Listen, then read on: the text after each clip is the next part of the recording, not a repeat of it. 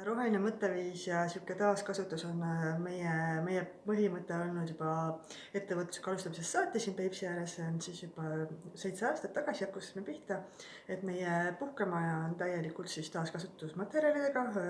Me ei viska vanu asju ära, vaid me kasutame ja anname neile teise elu, kas või teises rollis, mis ta ennem on olnud. Kasutame ka vanu aknaid asju ära, saame sellest edukalt teha mingeid ehitusseinu, mida iganes. Toitu kasutame kohapealset kasvatatud või siit vähemalt Tartumaalt. Ja meie põhimõte on ikkagi puhast Peipsi toitu pakkuda.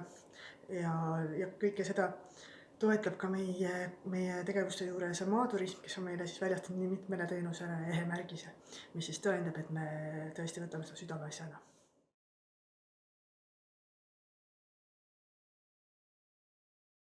Me oleme seda meelt, et asju on maailmas niigi palju toodetud, ja vanadel asjadel on hing, nendel on oma lugu.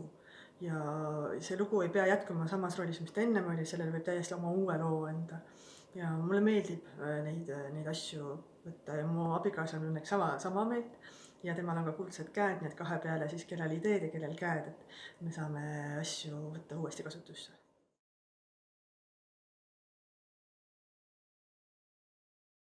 Võib-olla ikkagi ainult oma peale hakkamine, et eks see külaliste harimine või nagu see info nendeni viimine, et nad nagu käituksid nii, nagu sina oled selle oma puhkemaja või oma ettevõtmise seadistanud, et nad sellest nagu samamoodi jätkaksid nii, nagu sina oled mõelnud. Et see on ka omaette töö, et noh, iga kliendiga siis sellel teemal suhelda või talle info jätta välja või et kas see on ikka piisavalt leitav, see info meie juures.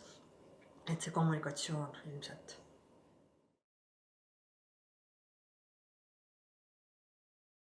Võib-olla tõesti, võib-olla tunnustada neid, kes on tegelenud või rohelise mõtteviisiga, kas siis tuua neid esile kuidagi kord aastas või teha vallalehte, meil on tasuta ajaleht pannas artikleid selle kohta või mingisuguseid kampaaniaüritusi, et koguda kokku vanu asju või jagada ümber või teha mingi vanavarapäeva lihtsalt, et noh, kõik need tegevused on tegelikult meil kõik eraettevõtete käes, et valla poolt sellist algatust ei ole see nii täheldanud.